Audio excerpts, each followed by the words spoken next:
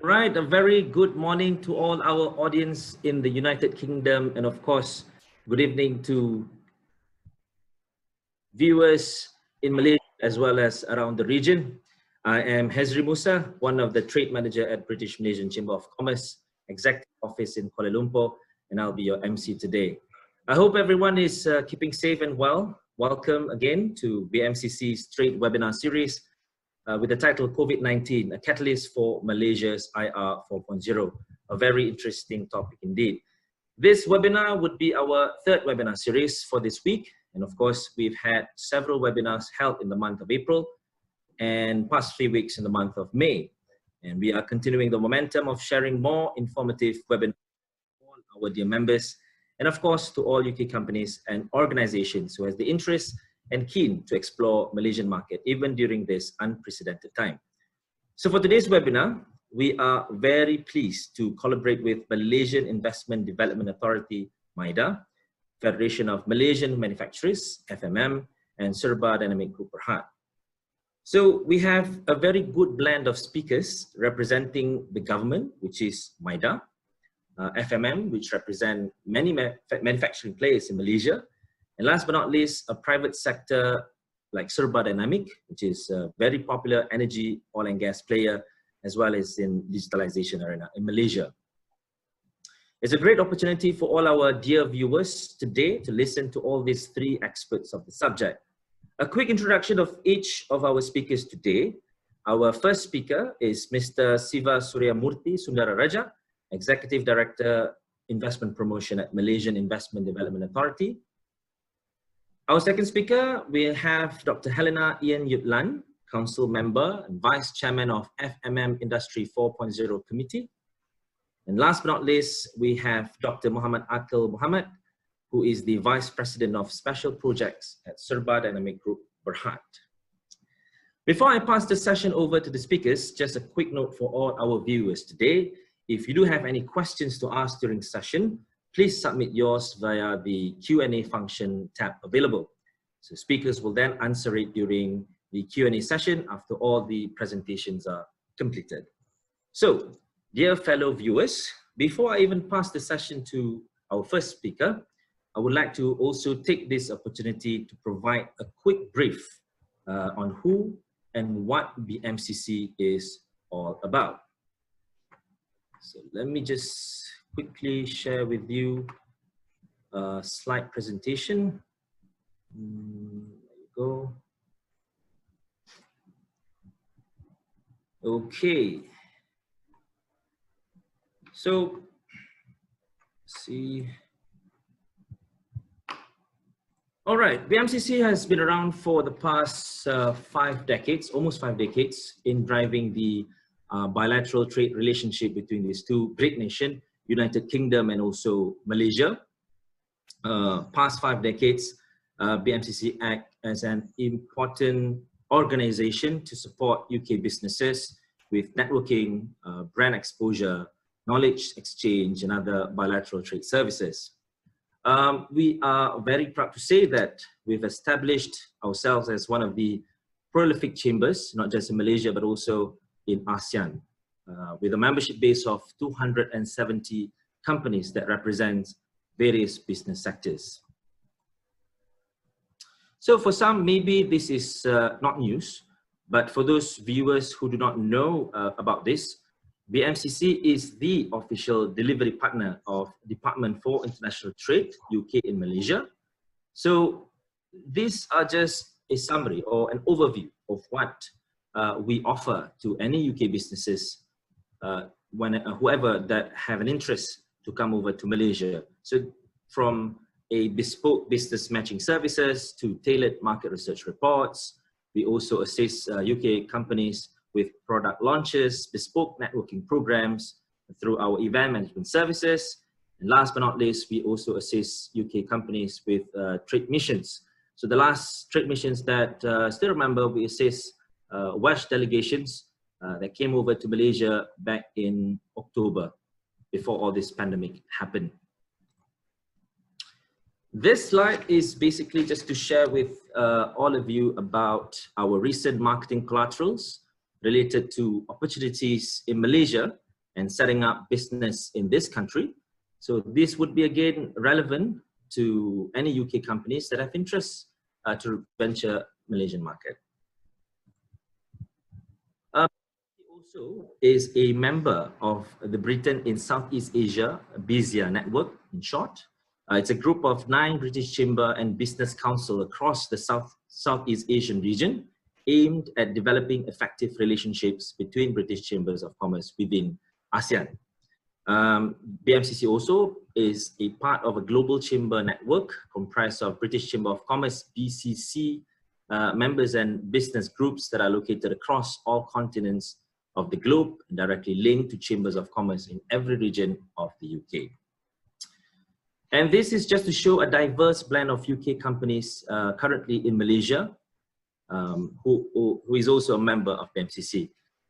We can't fit all of them in one slide, so it's just a glimpse of all the UK companies currently in Malaysia and also members of BMCC. So that's it about, in short, in a nutshell, who BMCC is all about.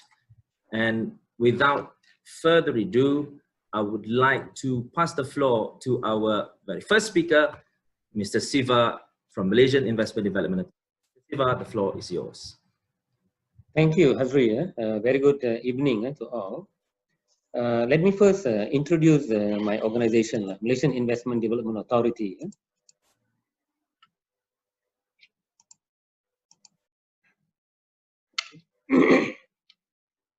Now, the Malaysian Investment Development Authority is a principal government agency of Malaysia, which is responsible to attract investments into Malaysia.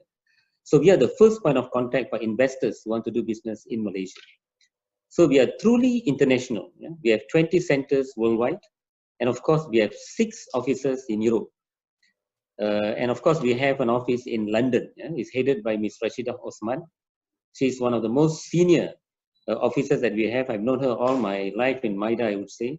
So she's now leading our office in London. So if there is any queries, any issues or anything, all these investors should be able to contact Rashidah for more information on investment opportunities in Malaysia. Now, as an investment promotion agency, the services that we provide, of course, primarily it is investment promotion. Yeah, our role is actually to target companies, to talk to them, try to convince them to invest in Malaysia. But then again, MIDA is quite unique compared to any other investment promotion agencies worldwide. Why? Because we also assume the role of approving projects. That is very unique. Yeah. So MIDA is also an approving authority. So we approve manufacturing license, we approve tax incentives, expatriate posts, as well as import duty exemptions. Now, besides doing promotion and approval, it is also very important that these projects, implements their project on time. Yeah. So therefore, the implementation part of it is very, very critical for us. We have, in fact, 12 MIDA officers at the state level to handhold as well as to assist companies in the implementation of projects. So these are the various types of options an investor has, when they're doing business in Malaysia.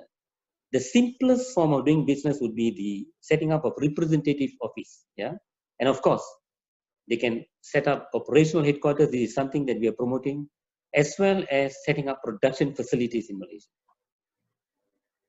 Now, our game plan is very clear. Yeah? This is in place for the last 20 years, I would say. We would like to position Malaysia as a hub for R&D, for high technology industries, as well as global services. And if you were to look at the end game, what is that we would like to achieve? First, we want to ensure that there is an increased economic complexity. Yeah? We want companies who set up their operation in Malaysia produce high value added products. That is very important for us. Number 2, we want the jobs that are created is actually of high value. Yeah, this is actually to allow for for high opportunities for all these graduates and also talents that we have in Malaysia. In fact, we have thousands of Malaysians who are studying in Europe, right? Including in UK. And at the same time, we are also looking at how do you integrate our local companies into global value chain. That is very important. We want our Malaysian companies to be integrated into the global value chain, and at the same time, we want to see them to grow and become an MNC on their own. Yeah? Eventually, we want to see these companies to invest in overseas. And of course, at the same time, we also are looking at new technologies and new clusters. Yeah? One example is actually the solar industry, where we developed within the last 14 years. And that is something very new. Today, Malaysia is the third largest producer of solar industries in the world. Now, I would like to share some slides on investment in Malaysia. Now, this is actually the approved investments in the economy in a given year. Yeah? Over the last 4 years, the investment figure is about 50 billion US dollars. So this is the whole approval in manufacturing services as well as in the primary sectors. Now, this is the approval of foreign direct investments last year, 1 year, in 2019. And as you can see, UK is actually ranked 6th largest investor in Malaysia. And one of the largest investment that we approved was from Smith & Nephew, which is a medical device company. Now, this is actually realized investments in the manufacturing sector, yeah, till to date. And as you can see, again, UK is actually ranked as one of the top investors in Malaysia in the manufacturing sector. So we have about close to 500 manufacturing companies operating in Malaysia. Of course, the British investment is not only confined to the manufacturing sector, but it's also in the retail, in the financial services, as well as in the education sector. Now, talking about COVID-19, the impact, of course, like any other countries around the globe, it has impacted Malaysia quite badly. In fact, the production as well as the exports sales, as a lot of companies in Malaysia has incurred billions of dollars of losses. And the Bank Negara Malaysia, the Malaysian Central Bank, predicts that the GDP in 2020 to be in the range of -2% and 0.5%. And the latest figure that was released by Bank Negara, it stated that the GDP has moderated to 0.7% in the first quarter 2020, and it is expected to gradually to pick up in the second half of 2020. And of course, as any other countries, Malaysia also introduced the economic stimulus package worth 58 billion. And what is more important is half of this, what you call stimulus package, was introduced to support our businesses. And it is one of the largest, I would say, when you compare with other stimulus packages that are introduced by all these countries. Now, of course, the current situation in Malaysia is much better compared to, let's say, when we first introduced the movement control order, way back 2 months ago. And today, you find that actually companies are able to operate at full capacity. And that is the reason why we believe that actually we need to look at moving forward. What are the policy measures that we need to put in place? So currently, there are 2 major policy documents are being drawn up by the government. The first is mid and long-term measures, which is being drawn up by the Economic Planning Unit of Malaysia. And the most important one is actually the short-term economic recovery plan. This is plans for the next 12 months, and this is being drafted by the Ministry of Finance.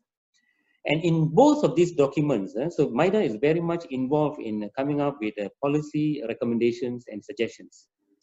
And here I would like to share some of the policy formulation that we have put forward for the consideration of the government. And we would really hope that some of these recommendations will be translated into policy measures when it is announced, most probably by end of this month. For example, we want to make sure that we want to retain existing investment. That is very, very important.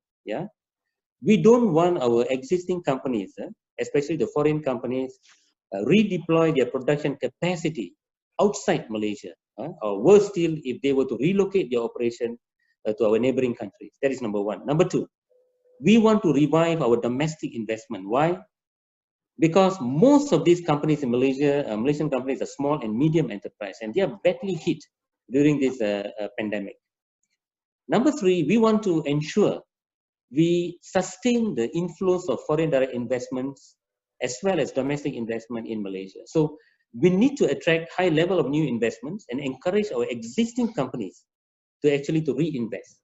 So we need to put in policy measures, incentives, to attract and for them to actually to reinvest and of course to attract new investments. Another policy proposal that we have put forward is that to attract investment in selected industries that we would now like to define as a strategic industries. I give an example, medical device or pharmaceuticals. We would like to define it as strategic industries and at the same time provide incentive for the whole value chain of that particular industry. And so this is something very new. So we are not going by promoted products per se, but providing the support mechanism for all the ecosystem for that particular industries that we have classified as strategic industries. Yeah? And of course, we would like to improve the delivery system, in terms of getting all these projects approved, at a shorter pace. And finally, it is very important that we position ourselves as the new alternative, base for companies which wish to relocate their operations to Malaysia, to make Malaysia as a global supply chain. And we noticed that during this COVID-19 crisis, there are these emerging opportunities, especially from the low-touch economy. And there are three major developments that we foresee. The first is the reorientation of the global supply chain from low efficiency to resiliency. That is number one. Number two, the higher demand for medical products, as we all noted during the pandemic. And of course, greater reliance on technology for higher consumption of digital service. So this has become a necessity rather than an option for companies moving forward. Now, as far as Industry 4.0 is concerned, Malaysia has already come up with a policy formulation way back in year 2018. So we came up with a framework. And in fact, in 2019, a lot of efforts were done to promote Industry 4.0. And some of the measures that we have put in place is, some of the incentives that we have crafted as shown in the slide here. So for new investors as well as investors already here, they can actually make use of this incentive scheme that we have. For example, we have readiness assessment. This is very important for companies, to do this study, do this assessment, and to know the level of readiness for them to embrace Industry 4.0. We have intervention fund, automation capital allowances, smart automation grant, and we also have special grants for foreign companies. For example, high impact fund. This is where when company embrace Industry 4.0, they can apply grants from MIDA, and we can facilitate. And there are also special incentives recently introduced by the government for anchor companies. So incentive for vendor development program is very, very important for us as well. So this is very important for companies to understand and of course to get the latest information from MIDA, and we should be able to actually assist companies. Another initiative that we are undertaking currently is a lighthouse concept. This is something that we are promoting. This is where the companies embrace Industry 4.0, and at the same time they also try to guide their supply chain to embrace Industry 4.0. And for that, MIDA has just launched Malaysia Lighthouse Project yesterday. So here, Malaysian companies as well as foreign companies who are operating in Malaysia, they can, of course, register. And we should be able to actually handhold and find out what is the support that we can provide. So in conclusion, I would like to say that, you see, Malaysia has a very good international standing as the best countries to actually invest. In terms of ease of doing business, we are ranked favorably. In terms of global offshoring destination, for example, we are ranked very highly. And one other point I would like to stress here is how Malaysia is ranked in terms of exporting high-tech manufacturing exports. For example, this slide shows we are ranked number 8 in the world. Our total exports of high-tech products is about $90 billion US.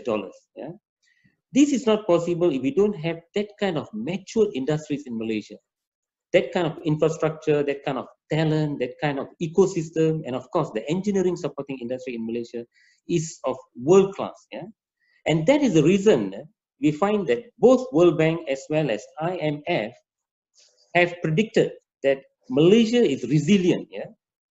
They feel that actually we can turn this setback into a comeback.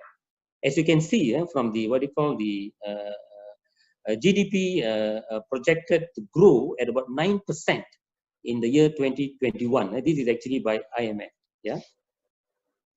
And of course, as a conclusion, I would like to say is that we are open for business. Of course, there's still travel restrictions, but the the industry is already open, so we welcome and we look forward, for having more investors from UK to invest in Malaysia. Yeah. So with that, I would like to conclude. I would like to thank, all of you for, for this session, and of course the BMCC for allowing MIDA to actually participate at this webinar. Thank you so much. Thank you very much, Mr. Siva. And it's good to know all the efforts taken from the government of Malaysia and its seriousness to provide a continuous support in making this IR 4.0 to speed up its pace, especially during this unprecedented time. Now let's hear it from our next speaker, Dr. Helena, Council Member and Vice Chairman of FMM Industry 4.0 Committee. Dr. Helena, the floor is yours. Hello everyone, good morning to those in UK and good evening to those who are in Malaysia. I'm Dr. Helena, and today I'd like to share with you what FMM is doing in Malaysia. Before that, can I have the slides? Yes. Next one. I'd like to introduce FMM to you all. FMM is the largest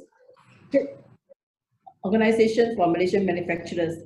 And if you see on the next slide, you will see that we have got 3,321 direct members and 7,000 indirect members. So in total, we have a number of 10,321 members as of April. And FMM was formed with the merger of the National Chamber of Malaysian Chambers and the Malaysian Manufacturers Association way back in July 2, 1968. And in FMM, we have got a large working committee of 22 in the head office and then 8 to 10 in each regional office. And also we are working very closely with the government, so much so that we are represented in 50 standards committees all over, and we are also sitting in 210 committees in the government organization. If you look at on the right hand side, you see that we have got all over Malaysia, we have got 10 branches and representative office, and we have got 5 subsidiaries under us, and FMM have got a secretarial strength of 152 staff, and of the 152 staff, we have got 52% of them of executive level, and FMM is one of the few associations that has got our organization certified in May 2000 and ISO 9001-2015. Next slide. Just to share with you some of the milestones that we have.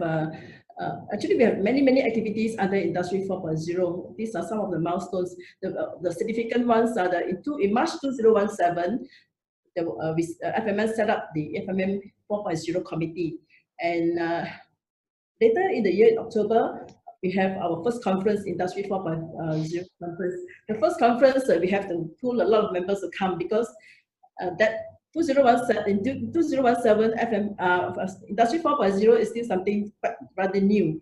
And then, however, we persevere, we move on, and in 2018, we have our second FMM Industry 4.0 conference, and this conference was combined with the MOU signing with MDEC, and since then we have been working very closely with MDEC on a lot of digitalization initiatives.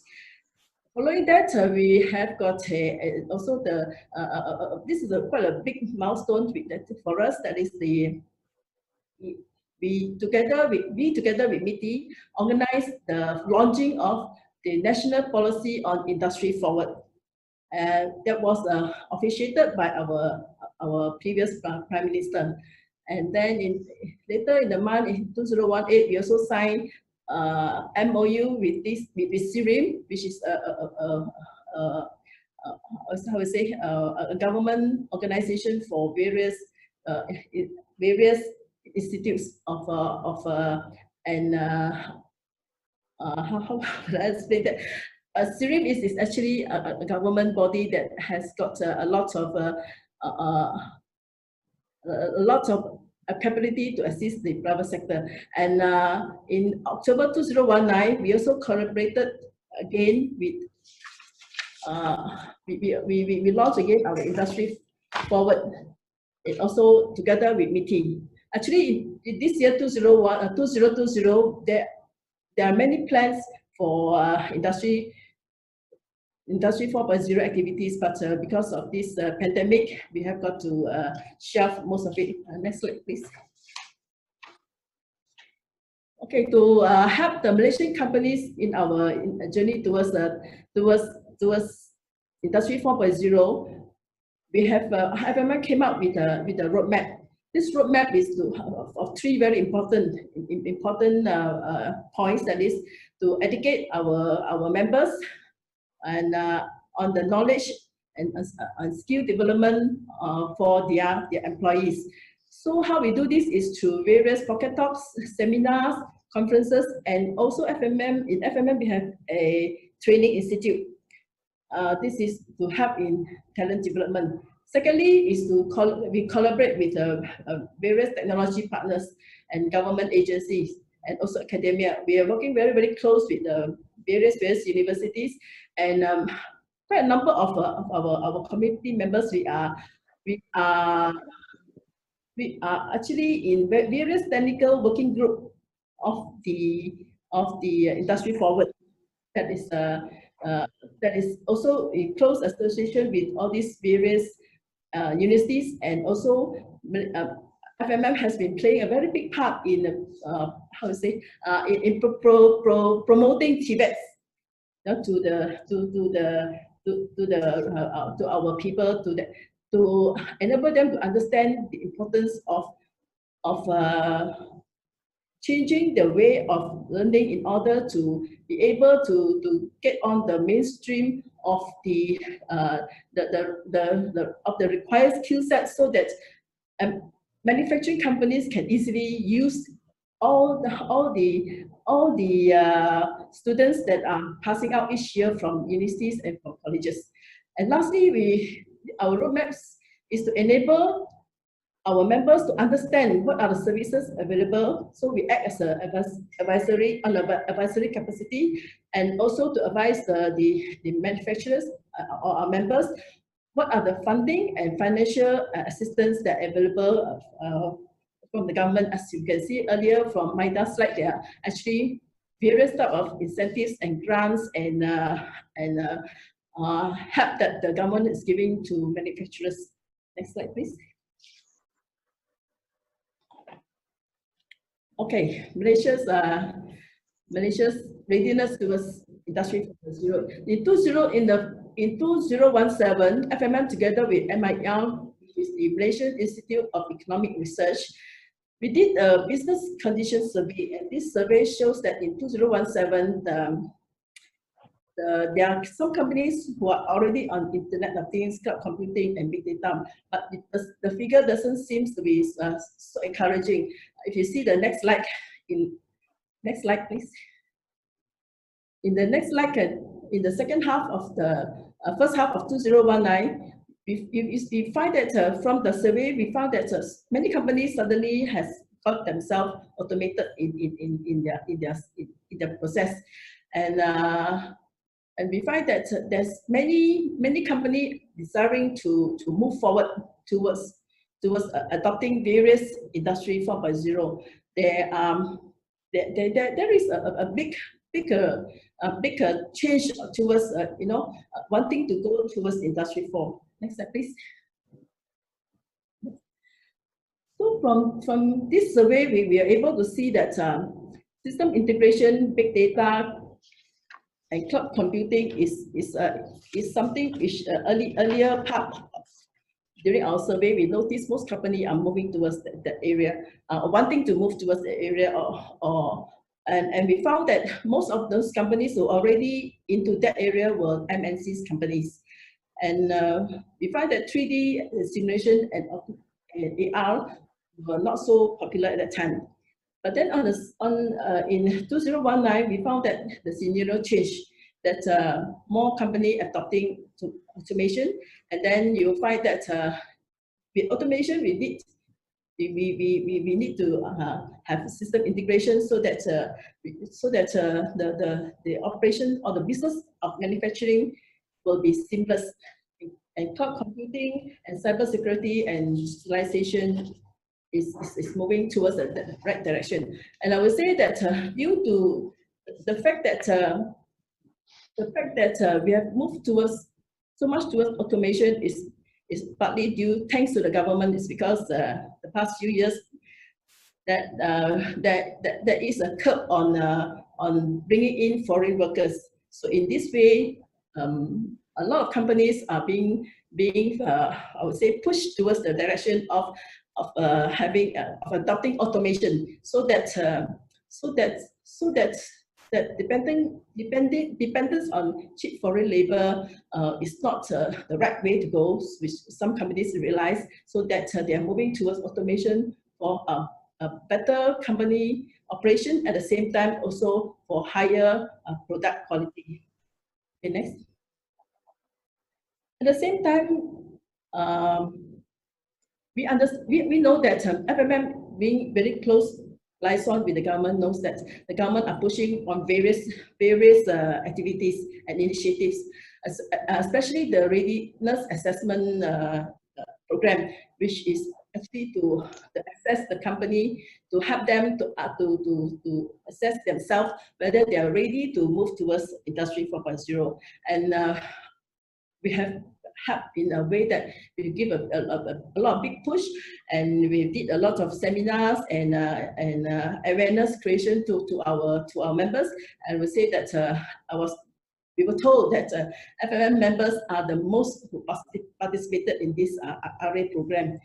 And this is a very good initiative, because it will assist the company to move towards adopting Industry 4.0, and at the same time able to, the government or MIDA and MIDA will be able to guide the industry towards adopting the various funds that are being given out for assisting the manufacturers to move towards adopting of Industry 4.0 in that manner. Okay, the next one. So the second half of 2019, that is the survey shows that that's from 2016 to 2019, a short period of 3 years, three to 4 years. You find that the automation adopted by many companies are actually growing very fast. And from what we can see now, due to this pandemic, due to our MCO, there's a movement control order, which means company has to close.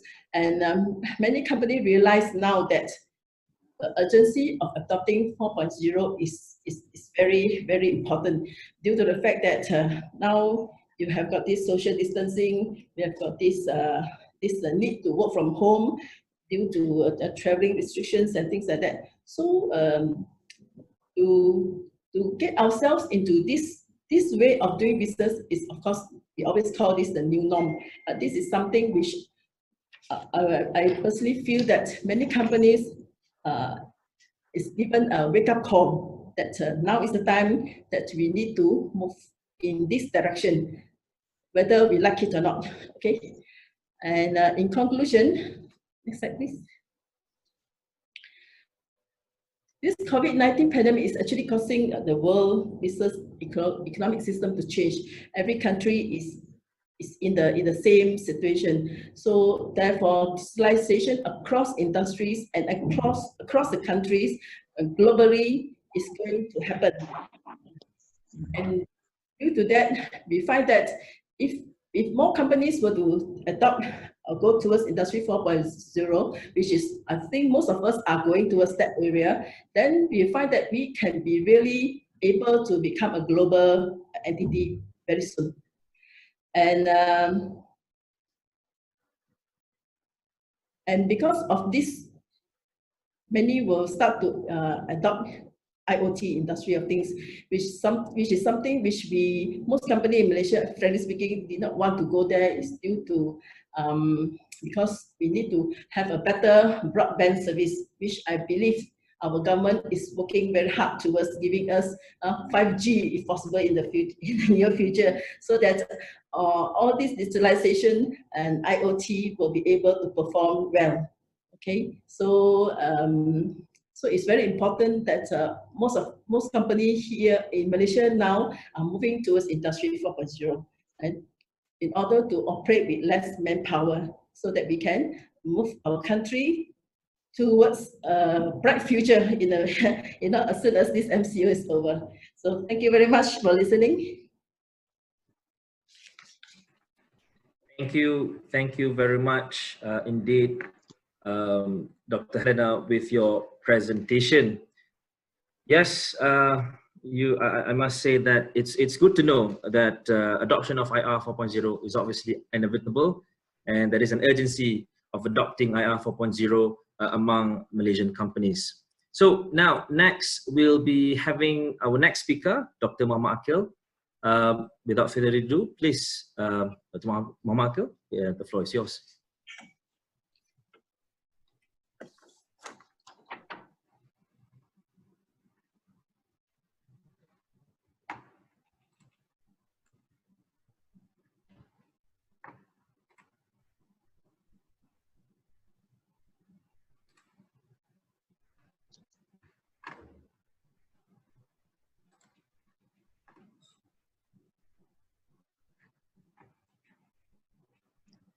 Good morning, viewers in the UK, and good evening, all the viewers from Malaysia.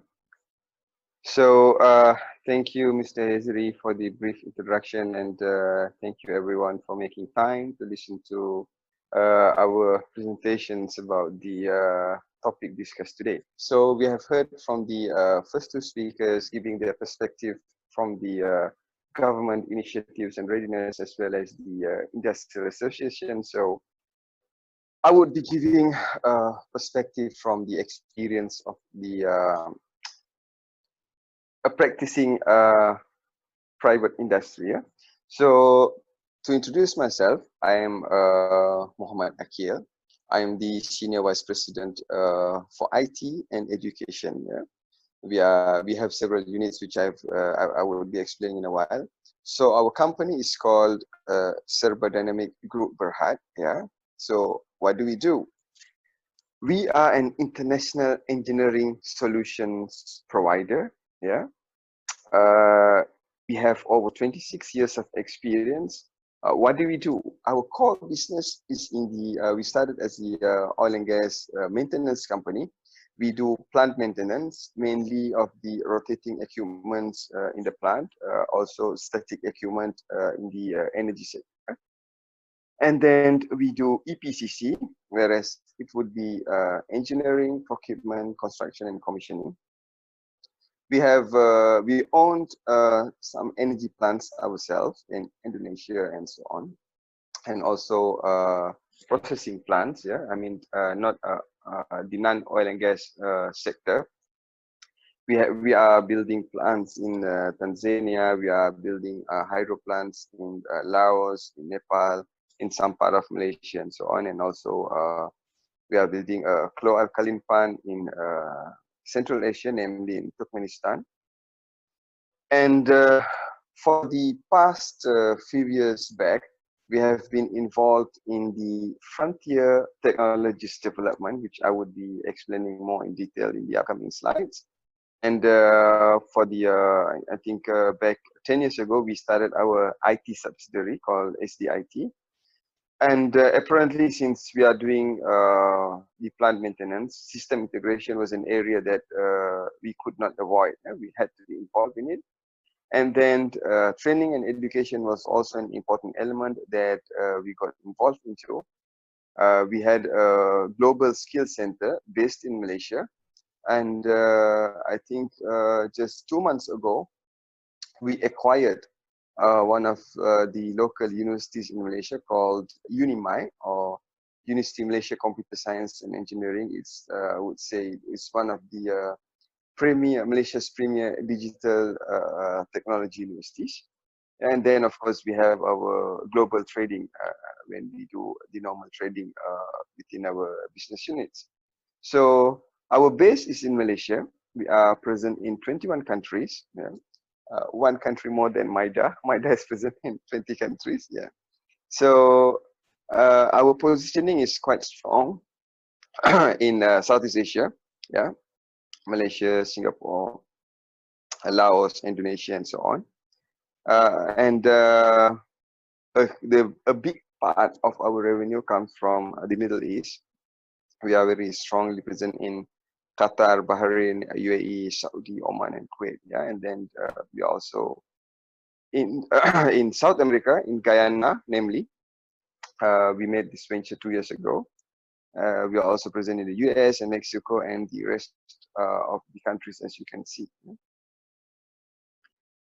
So there were many situations and many incidents that changed consumer behaviors, the economic models, geopolitics of several nations in the world, which kind of in return impacted the way business operated, starting from the Arab Spring, Brexit, the Trump administration, and China trade wars, and so on. So throughout all these global incidents happening, another big wave coming in was the Industrial 4.0. So of course, there are many versions and interpretations of this 4.0 revolution, and each country has its own interpretation, and each industry would like to interpret in its own way. But in my own view, in my own way, and with the way that resonates well with me, I would say that the revolution, the digital revolution, has been there for a while. It has changed our behavior. It has created a new way of thinking, a new way of consumer behavior, bringing out a completely new generation, which behaves completely different from what baby boomers or Generation X would behave. Yeah? And then recently we were faced with the COVID-19 pandemic, which struck us very, very deep, shocking many industries in a very, very big way. And then we realized that the changes brought about by the fourth industrial revolution was here to stay, and it was starting to make more sense and become more meaningful, and the change that we were actually hoping to make suddenly became inevitable. So what you see in the screen here is, I would say, the raw material of Industry 4.0. Part of the audience, I believe those who are familiar would really know each of these pillars. But for those who don't know, I would just explain some of the components. Among one of the key topics when people talk about the Industry 4.0 revolution would be automation, or robots, which is also including simulation. Many people would say,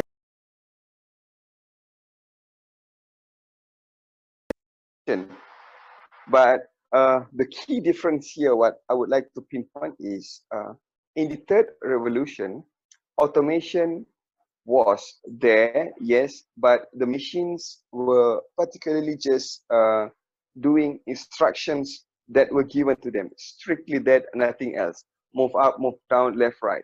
But when you're talking about 4.0, we are talking about communication between a machine and a machine without human interception, and also machines able to make decisions on their own, which we call machine learning or deep learning, based on the experience that they go throughout their routine workload program into them. Yeah. And then, of course, the rest, I believe, I wouldn't have time to go by one, but Then we have something called X reality. This is a very, very important component which has a lot of buy-in with the current pandemic effects going on around the world. X reality includes virtual reality, augmented reality, and something new which some of the industry players call mixed reality.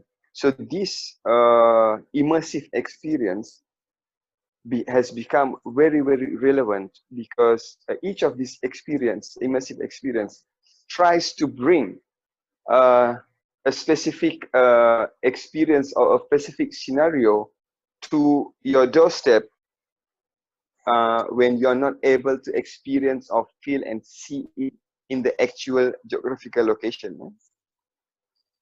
For example, before this pandemic, a specific company has been working, and I would say they are almost achieving it. They were working on bringing the whole experience of a football game right into your room without, having to leave your room, whether it's office or bedroom. Yeah, it's not like you're looking at a video. Okay, right now you can just see it live on the TV, but you're talking about being able to really see complete human movement and the whole interaction and interactiveness of a stadium atmosphere right in your room. Yeah, so this is what mixed reality and augmented reality and virtual reality is able to do. Just a very simple example. So next, the question, is Malaysia IR 4.0 ready? Yeah, again, we have several interpretations from several agencies, being you have the interpretations from the commerce chamber representative associations, the government institutions. Yeah, so this is I would say a consolidated data taken from a few surveys. 80% of the companies are still operating at IR 2.0. Okay, so again, this is debatable because when you're talking about IR 4.0, again, for example, as I gave you earlier, when you're talking about automation, automation is a component of IR 4.0, but you have to see the level of automation that you are implementing. Yeah. So if you are at the level of using autonomous robots, or if you are using machine learning or deep learning, then we would consider you to be at 4.0. But if you are just using a robot arm to do whatever stuff that you're doing, then it is still between a transition between 2.0 and 3.0. So when you're talking about 4.0, it is still within the same pillars, but we are talking about several advancements. Yeah. So I would say 80% of them are operating at IR 4.0, and 20% are active users of ICT apps. Here we are talking about using RPA, yeah, robotic process automation. It's not like you are using a physical robot, but when you are using your computer to do certain routine process and tasks, you tend to automate these processes. For a very easy example would be data entry. So data entry is a routine replicable job which can easily be automated. So yeah. Yeah, and then another important highlight here is 98 of companies in Malaysia are SMEs. Yeah, and then from that portion, only 20% of SMEs use ICT application actively. The reason being is that the basic thinking of many of the industrial players, not in Malaysia, but in the Asian region, is that if the money spent on the changes required does not bring in enough immediate profits, then they see that it is not something worthwhile pursuing. Yeah? So I think one of the important factors towards adopting frontier technologies is to see the benefits of these technologies from different perspectives. At this stage, when we're talking about IR 4.0 adoption, it's not just about the credit worthiness, the IRR, the ROI, yeah, the EBITDA and so on. It's also about how you would be able to capture a bigger portion of the market, how you would be able to appeal and satisfy your customers, how you would be able to offer a different perspective and different options to your customers, yeah. So, and then how finally you are able to be the preferred choice, yeah, the preferred choice, offering for example a one-stop solution to your clients and customers. So these are some other intangible benefits that you get from adopting technology, especially frontier technologies, which not many people are able to see or does not have the financial muscles to implement, yeah, because most of them are operating depending on monthly profits to move on to the next month, or quarterly profits to move on to the next quarter. And then we are also talking about the human resource. We are talking about manpower.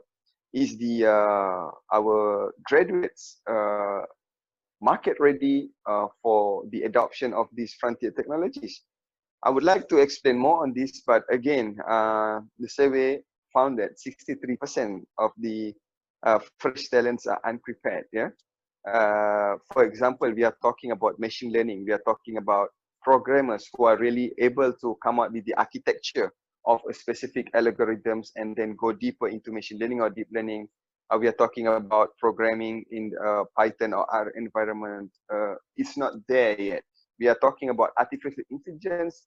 We might know in the surface what it means, yeah, because even using the simplest forms of get logic was a form of artificial intelligence. But when you're talking about very reasoned algorithms that are able to execute different applications and solutions, it's not there yet, yeah.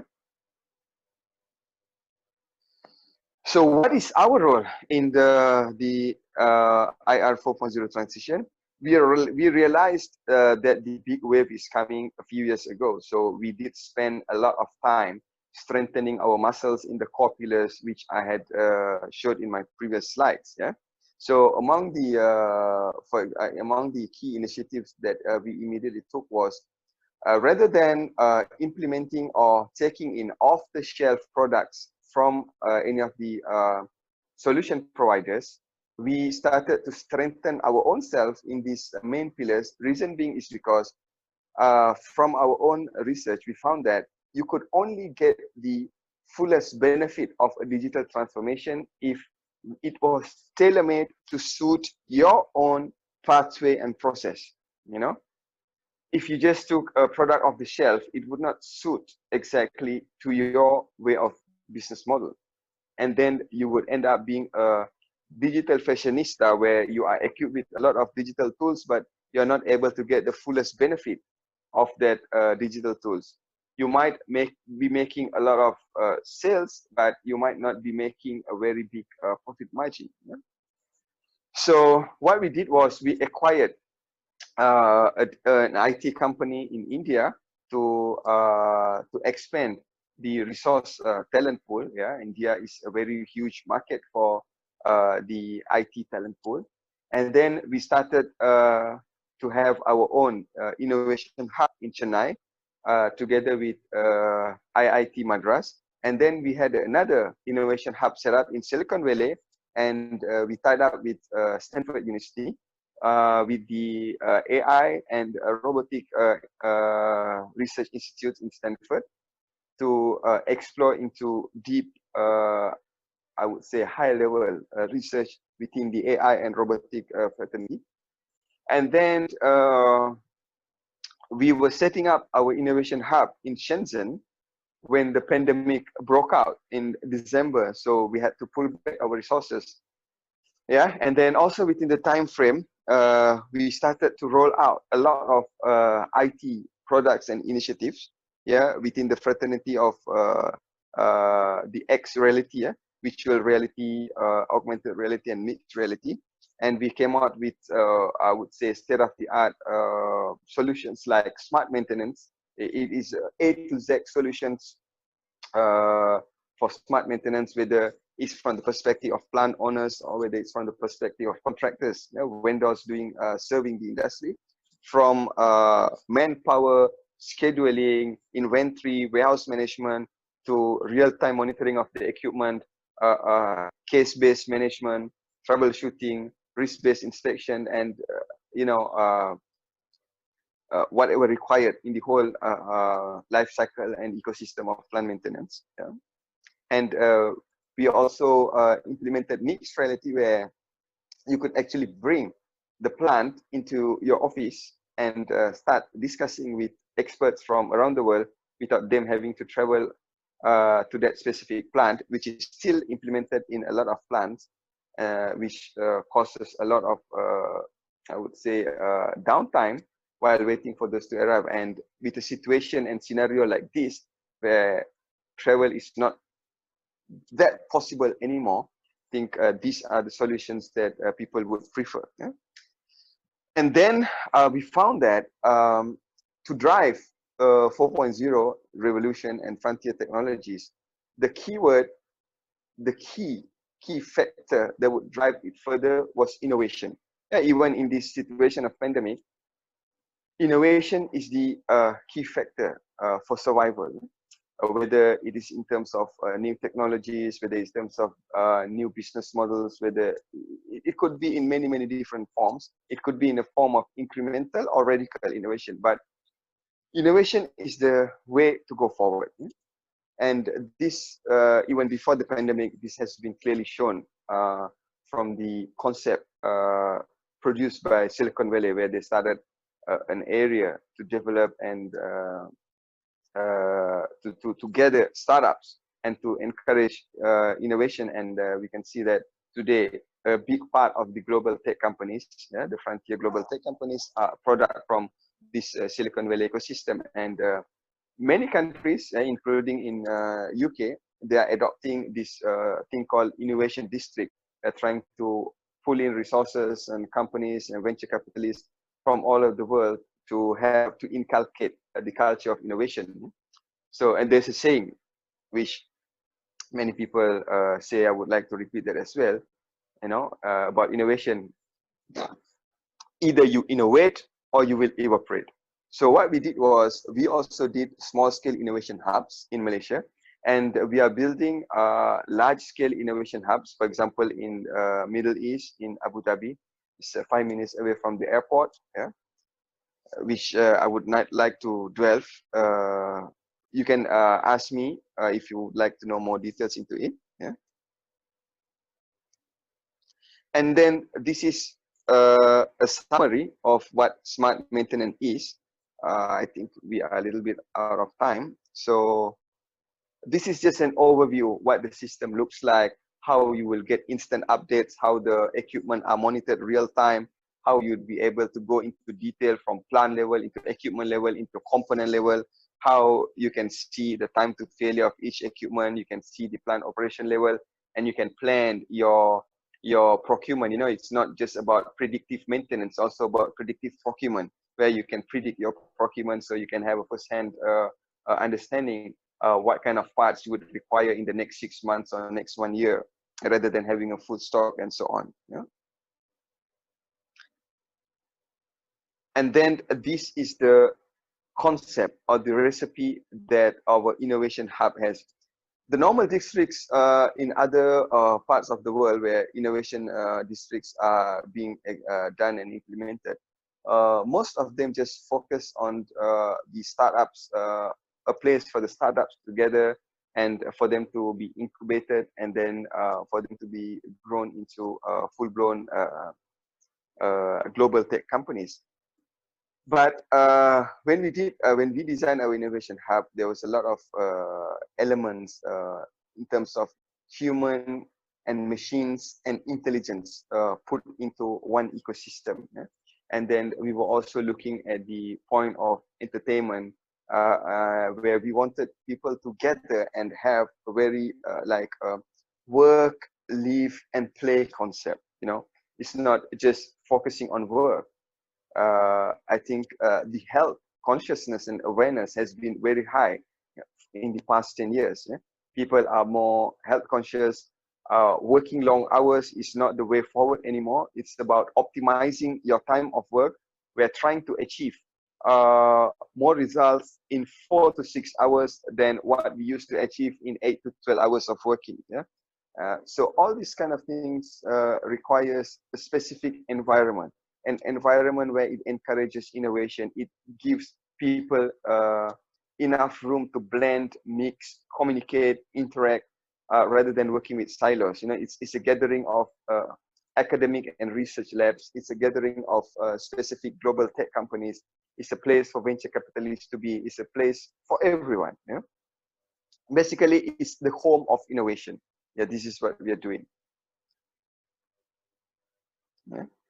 This is a sample of what we did. As you can see, these are some examples of mixed reality and virtual reality, where virtual reality is being used to train people who goes to the plant, for example, working at height, confined space, and so on, where they're able to go through the training in virtual reality rather than being in the actual place. Yeah? Where they are really able to arrest a fall and experience the fall without any physical injury. And then on the right, you can see mixed reality, where 2 engineers are able to stand in front of a real full-scale steam turbine and discuss about the technical issues faced in the plant with the real-time data coming in a dashboard. Yeah. So this is the frontier technologies that we have developed and we are talking about. So this is some of our notable solutions. Yeah? We have a cashless QR code-based parking, which is very, very significant right now because people are trying to remain contactless. You know, where you have to use the tickets to park. You have contacts in the ticket paying machine. You have contacts with the coins and papers. You have contact with the tickets. So when you have a QR code-based parking system, cashless, you just point your phone, you get in and out without even having to open your car window. Yeah. So in the time of pandemic, such solutions are really, really relevant. We have our entertainment hubs called the Virtual Park, where you are able to entertain yourself virtually with very, very different dimensional programs. We have our Digital X.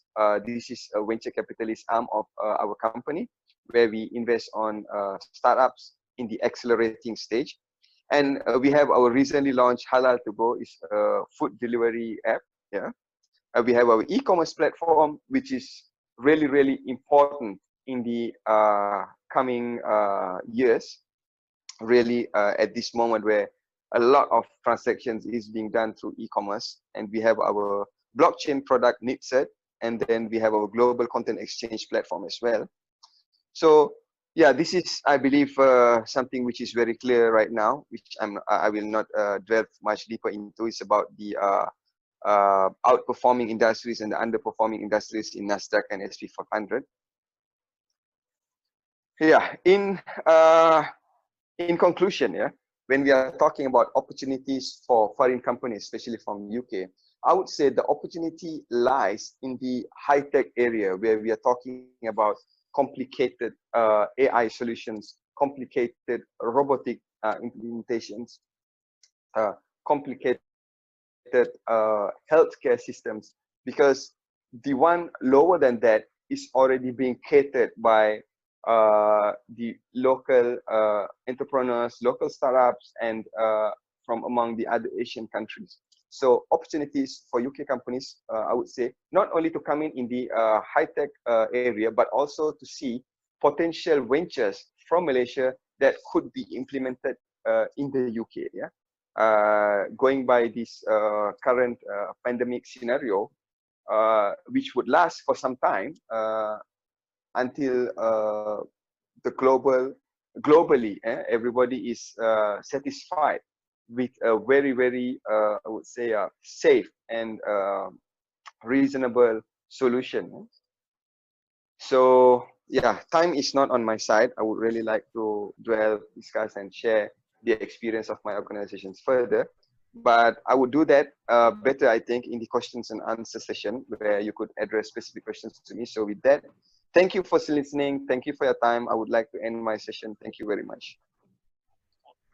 Thank you very much, Dr. Muhammad ACKIEL, for sharing your thoughts and what's been done by your company. I like the very word that you used just now, innovate or you will evaporate. Well, we don't have enough time, so we go straight to one or two questions from our audience.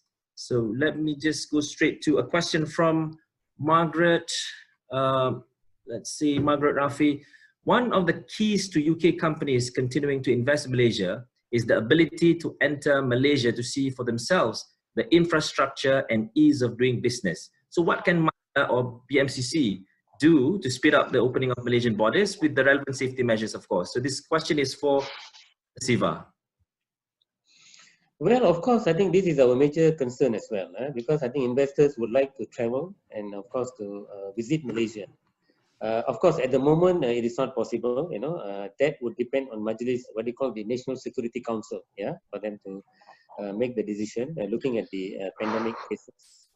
But of course, we are now already communicating with all these potential investors, online. We are doing webinars, so that is ongoing. So we may have to wait a bit while for them, for the government to make the decision, but of course, the ongoing discussion can always take place, no problem, because we have our officers already communicating, gathering information, providing a lot of data, so that is ongoing. That's the only thing I can say, because this is definitely depends very much on the advice by the Ministry of Health. It's a public safety rather than a business per se. Thank you. Right, thank you very much, Mr. Siva. So next question from Evelita Estella. I think your question is similar to a question from Kogila. So the question goes like this: if the adoption of IR 4.0 would mean less manpower, then what are your plans for those who will be displaced or already displaced as a result of IR 4.0? Perhaps Dr. Helena can respond to this question, and then perhaps any other speakers who have the interest to also answer this question. Please, Dr. Helena. I think you are, hold on, let me unmute Dr. Helena. Okay. This is a very common question, which is everybody's asking. Looking at the current scenario, of course, there are many talk about displacing or retrenching or closing down businesses, but there are always opportunities elsewhere. And then there who feel that they are out of jobs should go and look to reskill themselves, towards the current requirement for the workforce. Because I'm also one of the committee member of under the HRD, the Human Resource Development, and there we have come up with lots of courses, short-term courses, training courses to reskill and upskill those who are out of job, or those who want to move forward, or those who want to get more involved in Industry 4.0 initiatives companies. So I think there are opportunities for those who are aspiring, who are ambitious to move themselves forward. There are opportunities for re-employment, and I believe after the MCO, there will be lots of new business coming up. So these people can also opt for going to business themselves, and there are a lot of incentives or assistance given by the government. I think Siva can watch for that, yeah? Yeah. So Yeah, Siva, can correct? Yeah, no, actually, this is of course a major concern. When you modernize, when we encourage companies to embrace Industry 4.0, there will be, a group of this manpower that you need to retrain, as mentioned by Dr. Helena. In some cases, of course, there will be retrenchment. This is a known fact. We have companies where they modernize, they find, oh, we don't need, we have to retrench. So there where MIDA comes in, and we try to make sure that these people are absorbed in other industries. Very important. Immediately we have to intervene, because it's a very short-term kind of a measure that we have to, we have to arrest the situation immediately. That's number one. Number two, there are also a lot of projects that, because of pandemic, is not being implemented. Those projects we approved last year, for example, any project that we approve, it takes about 18 months, maybe up to maybe 12 months actually to get implemented. And this project that we approved last year, many of these projects has been stalled because of this pandemic. This year. So immediately after the MCO, we need to intervene and make sure that these projects are implemented immediately. That means dealing with state government, CIDB, dealing with all the local authorities. So that means MIDA have to come in. That's why this is one of the measures that we put up to the government, whereby we say that we need to come up with a mechanism, within MIDA, so that we can then work together with all these local authorities and expedite this implementation of these projects, much faster than we have been doing in the past. Because if this project takes off, immediately all these people, those are affected due to pandemic, there are a lot of people have been also been retrenched, I think, they can be absorbed immediately. And of course, in the midterm, we are also looking at new investment coming in, as I mentioned just now, isn't it? The short-term recovery measures. This is very important for us because for the next 6 months, we want to ensure new projects comes in. Of course, this will take more time to be realized, because anything you approve now will take another maybe a year or maybe 12 months to get implemented. So these are some of the measures that I feel that we have to put in place. But at the same time, companies who are undertaking this, going through this Industry 4.0, I'm sure they will find other type of works, isn't it? Those days, you were so worried about computers and whatnot, it'll take over this and that, but actually you are retrained, there will be another different type of work that will take place, and therefore you don't have to worry too much, I would say. And of course, the people need to be trained for Industry 4.0 as well. How do you adapt and whatnot? The machine can't operate by itself. You still need people. So that's how I see this issue. All right. Thank you so much, Mr. Siva, Dr. Helena, for that response to the questions. I'm afraid we do not have any more time. So perhaps what we can do is we will respond to the rest of the questions separately through email. All right. Once again, thank you to Mr. Siva, Dr. Helena, and Dr. ACKIEL for sharing valuable thoughts, experience, and advice on the topic to our viewers today. Special thanks, of course, to all our dear viewers who have been listening since the first minute of this session. Thank you again for all the excellent support. We shall meet again in our next interesting series of webinar with us at BMCC. That marks the end of our webinar. For all Muslims around the world, I would like to take this opportunity to wish in advance Eid Mubarak or Selamat Hari Raya Aidilfitri, as we say it here in Malaysia. Please stay safe, everyone. From me, Hazri Musa. See you again next time in our next webinar series in June. Peace be upon you. Take care. Thank you. Bye. Bye.